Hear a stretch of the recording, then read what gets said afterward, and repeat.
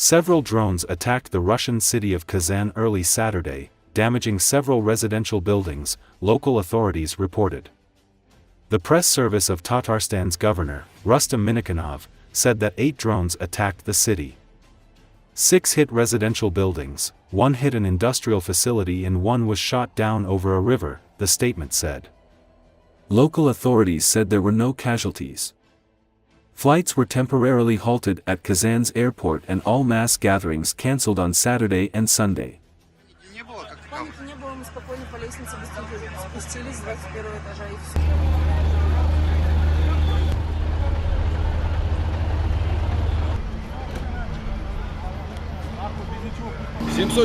Работаем на этой теме.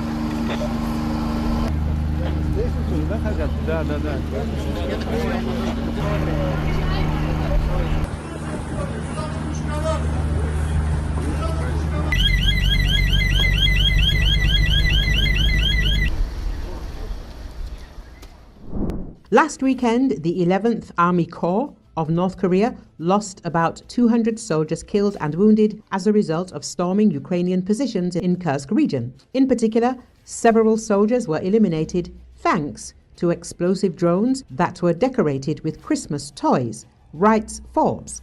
The dark humor of the Ukrainian drone operators belies the deadly seriousness of their mission. North Korean manpower has significantly deterred Russian attacks in Kursk, allowing combined Russian-North Korean forces to retake the village of Plekovo on the eastern edge of the standoff after 3 costly infantry assaults over the weekend, the report noted. The publication reported that the total number of Russian and North Korean troops in the Kursk region is 60,000, while the Ukrainian army has only 20,000. However, attacking in open terrain is always more dangerous than defending from trenches, so the imbalance in manpower gives Russia and the DPRK a slight advantage. And that advantage could quickly disappear if Russian and North Korean commanders fail to adapt to Ukrainian methods. The initial assaults over the weekend involved infantry moving in neat rows across snow-covered fields with no visible artillery or air support. The darkly camouflaged North Koreans stood out against the white snow, making them easy targets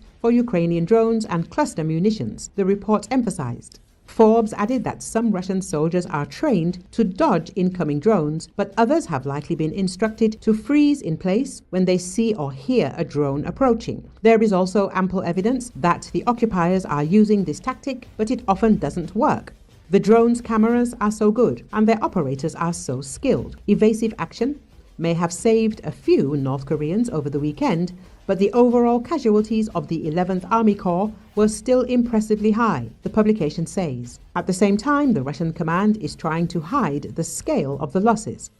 Despite Russia's attempts to hide the failures of North Korean troops through rapid evacuation, video recordings of strikes on North Korean soldiers, their failures and corpses are already in the public domain, assured Andriy Kovalenko, head of the Center for Countering Disinformation at the National Security and Defense Council of Ukraine.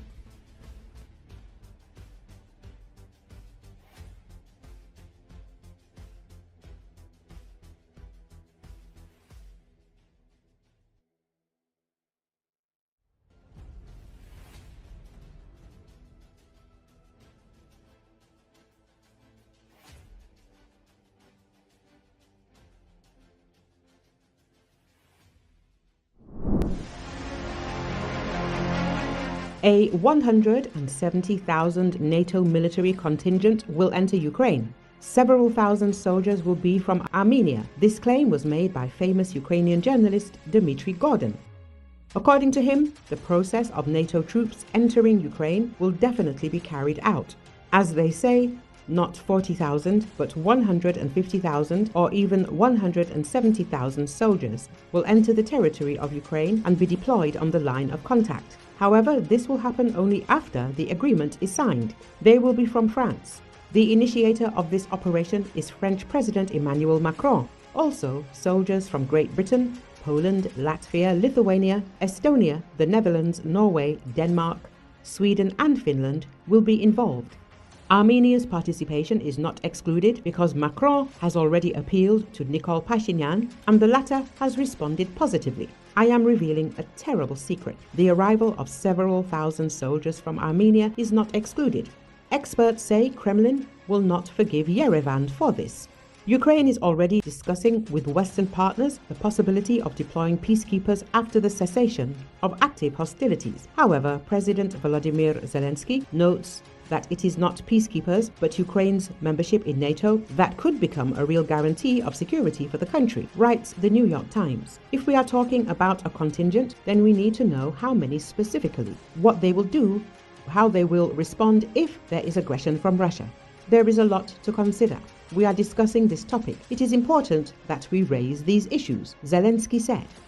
As the publication notes, French President Emmanuel Macron has indeed repeatedly voiced the idea of deploying European troops in Ukraine. Sweden and Italy, in particular, do not rule out the option of peacekeepers. But in other European capitals, as well as in the EU and NATO leadership, the idea of peacekeepers was received skeptically. Thus, the day before, NATO Secretary-General Mark Rutte noted that it was too early to discuss the peacekeepers plan, and instead the West should focus on increasing military support for Ukraine. EU High Representative for Foreign Affairs Kaja Kallas agrees with him. In particular, she warned against attempts to achieve a quick peace. Any push for negotiations too quickly would actually be a bad deal for Ukraine, she said. Some other European leaders are pushing for a quick end to the war.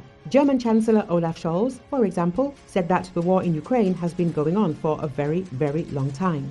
We have to get to a situation where peace is possible, he said. It also has to be very clear that there must be no escalation of the war into a war between Russia and NATO.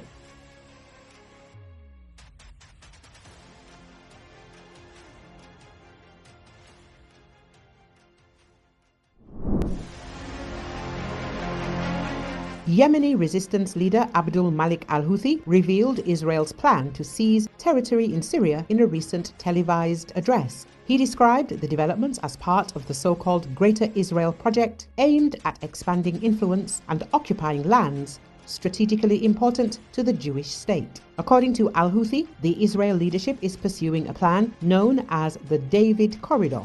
This strategy involves seizing lands, including those under US and Kurdish control along the Euphrates River. He noted that Israel sees the current situation in Syria as an opportunity for its expansionist intentions. As the leader of the Yemeni Houthis emphasized, the IDF is today deliberately destroying military facilities in Syria, which play a key role in protecting against aggression from the Jewish state. At the same time, he criticized the new leadership of the SA for its inability to protect the country's strategic weapons and military facilities, emphasizing that such passivity makes them extremely vulnerable to Israeli attacks. Israel's destruction of Syria's defense capabilities is an act of criminal aggression, a gross violation of sovereignty, and an attack on the national security of an Arab country, said the leader of the Yemeni resistance. Finally, al-Houthi accused the US and its Western allies of supporting Israeli aggression, which they call an act of self-defense. Houthi said the chaos in Syria has enabled more Israeli land grabs amid the armed group's silence and inaction. Furthermore, he said the Palestinian cause is the foremost issue of the Muslim world and Israel poses a great threat to all people, particularly Arabs. He stressed that the new Syrian rulers have been ordered not to make any anti-Israel comments, stating that Muslims should defend Gaza, just as the Europeans are backing Ukraine. The Muslim Ummah is viewed by its enemies as a naive, stupid and ignorant community that can be easily deceived, Houthi said. UN Secretary-General Antonio Guterres called on Israel to halt its airstrikes on Syria, calling them violations of the country's sovereignty and territorial integrity. Syria's sovereignty, territorial unity and integrity must be fully restored and all acts of aggression must come to an immediate end, Guterres told reporters. Since the government of Syrian President Bashar al-Assad abruptly fell earlier this month, Israel has carried out hundreds of airstrikes, including around the capital Damascus, that it says are aimed at destroying strategic weapons and military infrastructure.